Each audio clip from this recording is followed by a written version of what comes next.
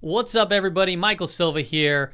Asset managers are as bearish now as they were in the pandemic crash. That's what we're going to talk about in today's stock market brief show. We got a lot to discuss and the possibility for a super bounce or just a regular bounce that might potentially get faded again. Let's get into today's episode.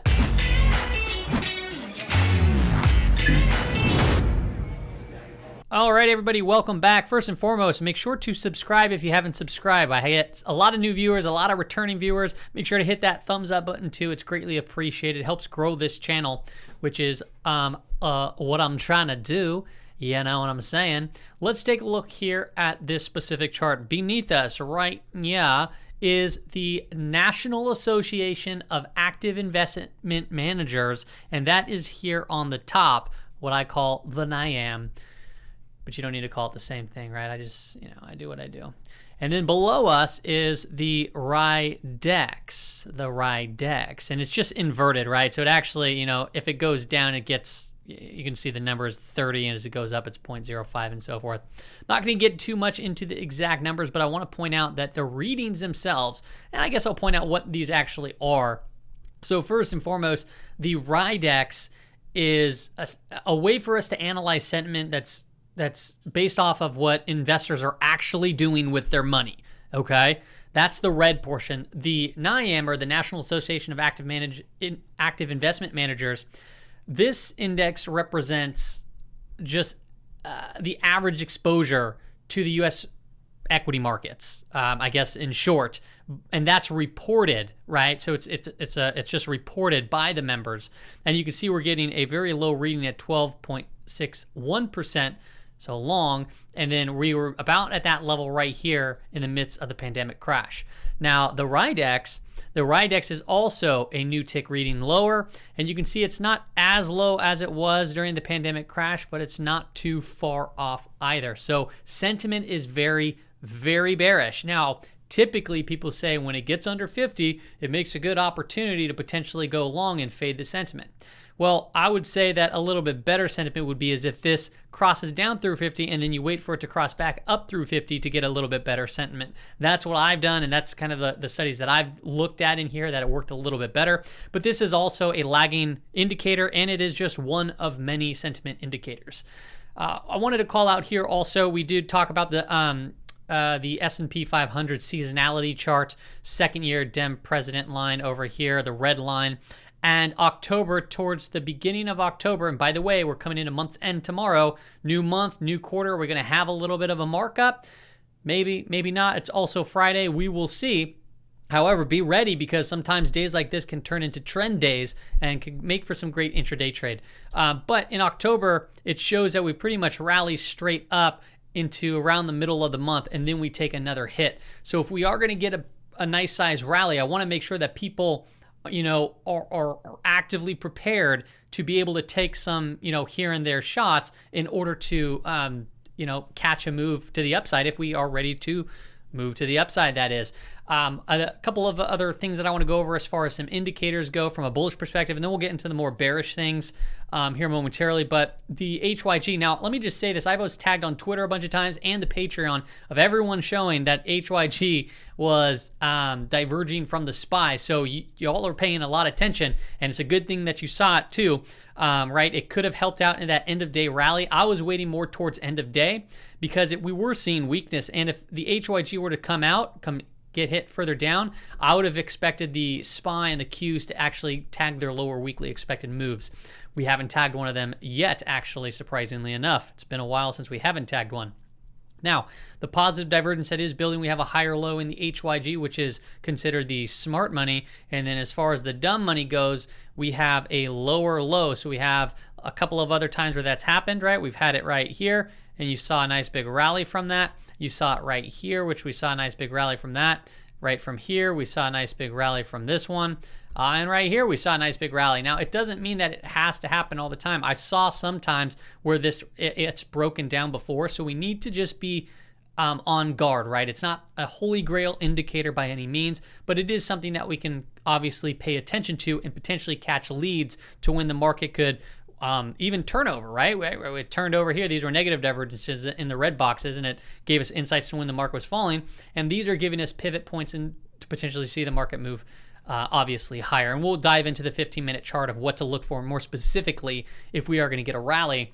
A couple of other things that I want to talk about is the SPIP over GOVT. This is looking at TIPS, ETF, over Treasury bonds. Don't get too hung up on the reasons as to why. I'll show you what I found interesting and I'm sharing it, right? The rate of change, when we apply a 10-period rate of change, and when it reaches, the rate of change reaches to around 1.3. So those pink dots, ignore everything else. The pink dots connected to the red lines. Well, there was supposed to be one right there.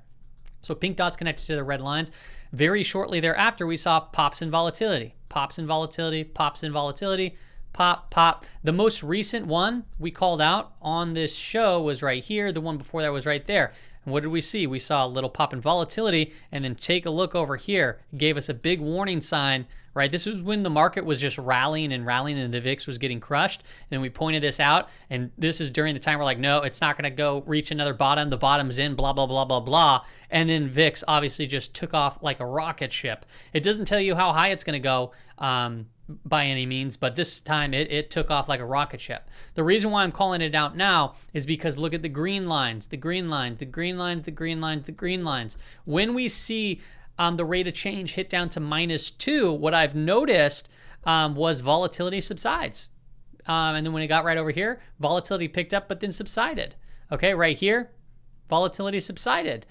Right here, volatility subsided. So we got a couple of hits right here, one day right here, and then we had actually volatility go down right here. And now we just went even deeper to almost a -3% reading.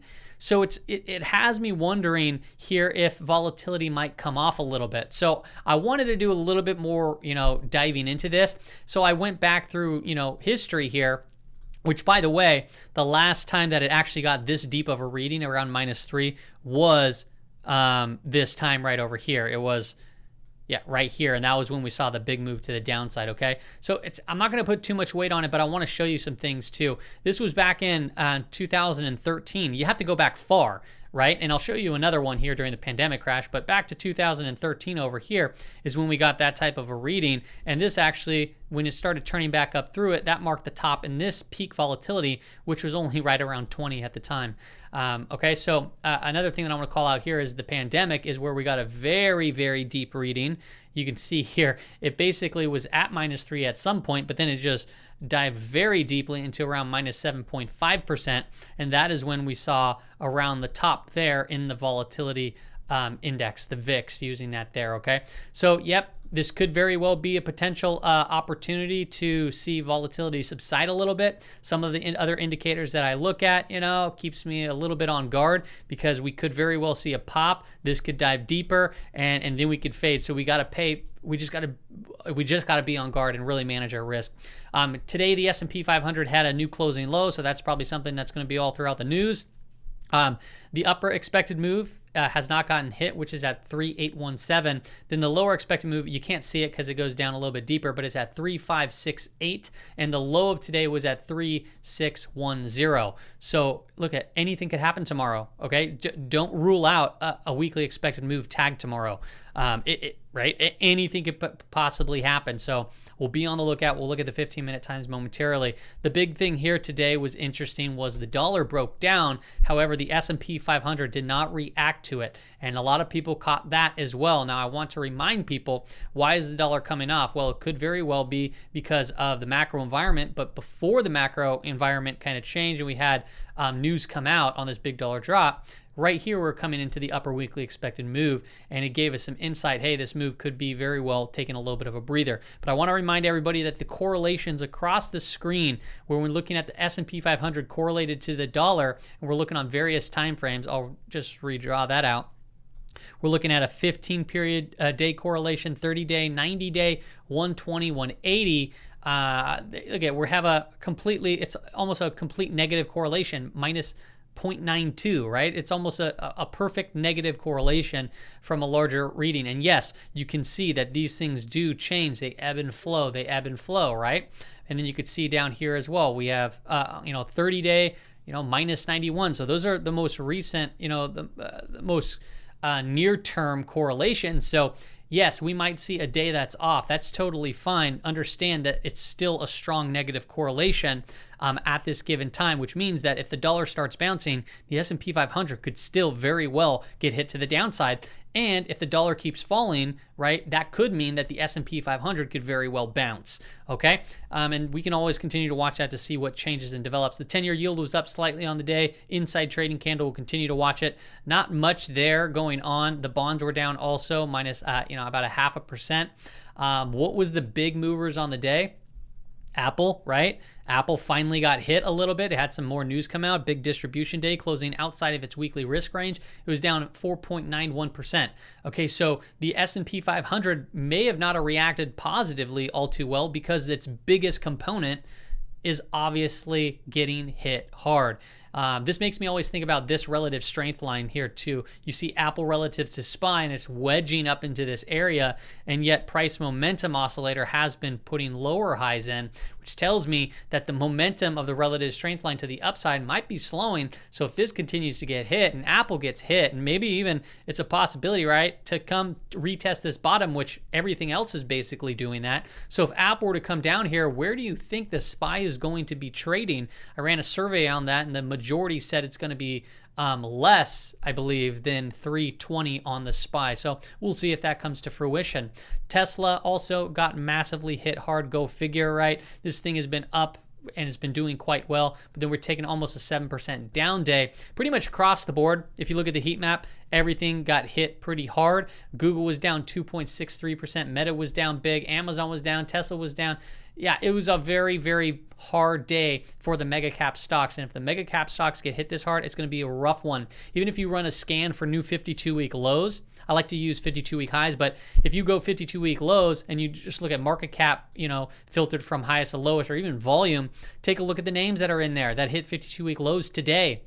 You have Microsoft, you have Google. These are huge, huge mega caps. And it's said that, strong stocks get stronger, weak stocks get weaker. So when you see big, and Nike, right? Nike's down here. It was down 3% on the day. I think it's down even more after hours because I think it reported earnings today. It's down like 10% or something like that. AT&T, so just some big brands, big names overall, which can very well add a lot of weight to the downside. JPM Financials, right? That's a big one too. Can add a lot of weight on the S&P 500 and also the NASDAQ 100. If we take a look at Google, I was looking at this bear flag a while ago and was saying, I just don't see that happening. But I mean, also, I didn't see this happening. Who would have thought that Google would have went just like this coming out of the it makes the pandemic crash literally look like nothing. All right, and it completely shot up. So what? This comes back down to the, has a full measured move, and it just comes what? Right back to the pre-pandemic high, which was pretty high then too at that point in time. Yeah, I guess it's more realistic than one might think. But imagine if that were to take place, what kind of damage do you think that could bring to the S&P 500? And also the NASDAQ 100 seeing something drop quite like that, okay? Also to note, Microsoft hit that 52-week low, and you can see here the MACD is curling itself back up. So yeah, if we bounce, okay, we're bouncing within a downtrend, lower highs, right, and lower lows, right? That's just what it is, right? So we've been trending down, right? Boom, boom. So if we bounce up into 250, 260 range over here, we're just in the middle of a downtrend. It's really nothing all too exciting, right? So we got to be very aware of that. And if you take a look deeper into the tech space, right, look at the bullish percent index, still crushed to the floor, super overextended to the downside. To see a bounce at some point, this is why I'm thinking like, okay, we run up into the middle of October. I mean, it's set up for that. It's also set up for a crash, unfortunately, okay? And that's why we want to talk about volatility right now. Volatility is still, and by volatility, I mean the VIX index. It closed at 3184. It's still in the 30s. All right, this is not necessarily where I feel comfortable. Let's push the limit and go long. I'll take shots at going long. I took one today, okay? And I made about 8 cents on the trade, and then I switched my position to short and made a lot more doing that.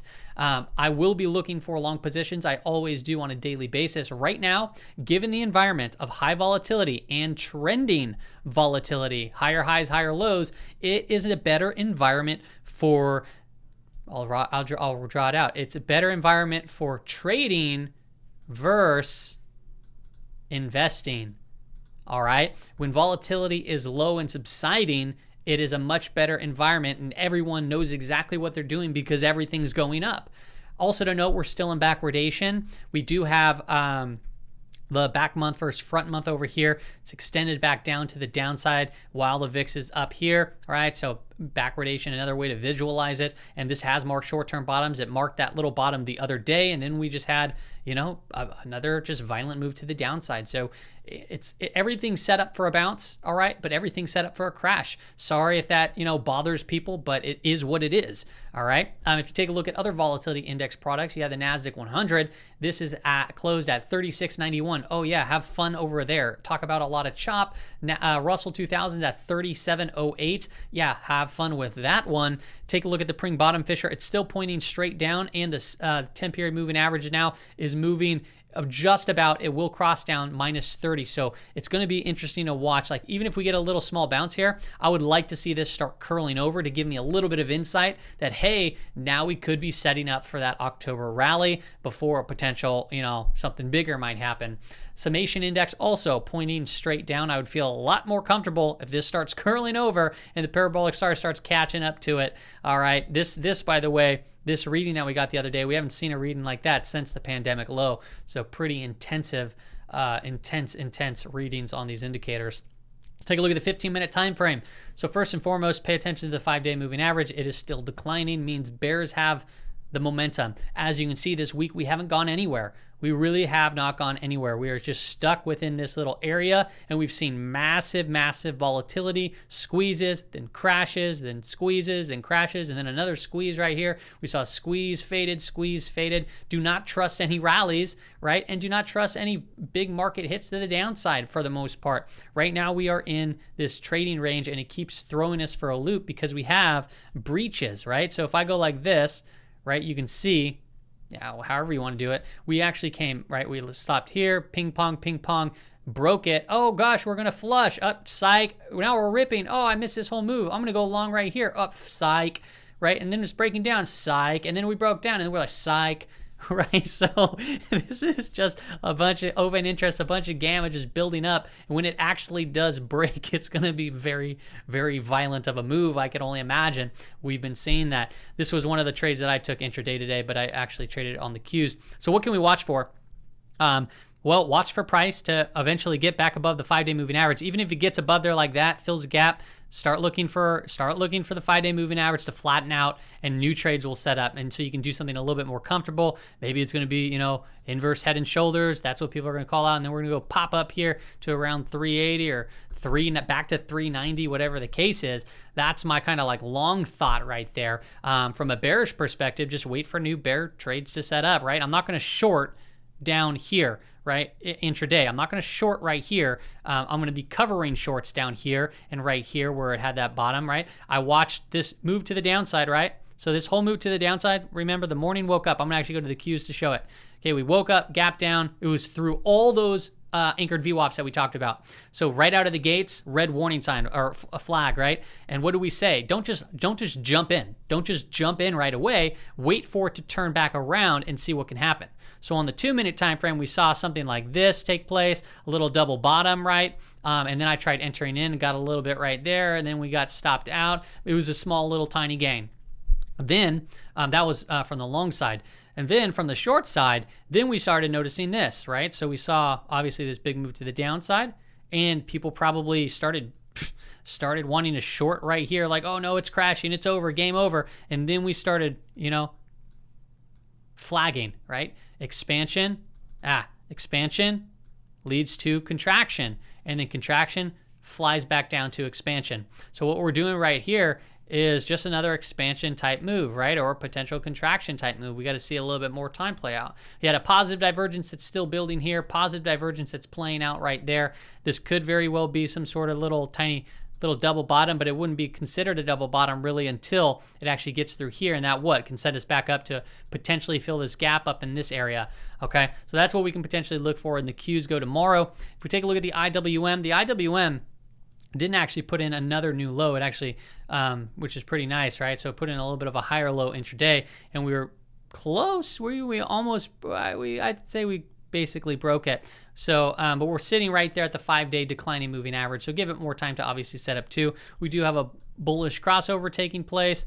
The RSI is pointing straight up, right? Are we just going to get some crazy gap up and rip, and then people are going to be like, run, run, run, and then it's going to get faded again? Or are we going to get something that actually sets up that we can trade where, it potentially pulls down, pulls up, pulls down, something that makes sense where it gives us a better risk to reward? I don't know what it's going to look like tomorrow. Volatility is very high. You got to be very careful. You got to be open-minded from a bearish perspective and a bullish perspective, and you got to understand trading right now is significantly, at least for myself, trading is working out a lot better than it is for swing trading, because swing trading, if you don't adjust your sizing, right? If you don't while you're swing trading, reduce the position size and have wider stops, you're going to get just stopped out all the time because of this given volatility. Hope today's episode helped out everybody. See you later.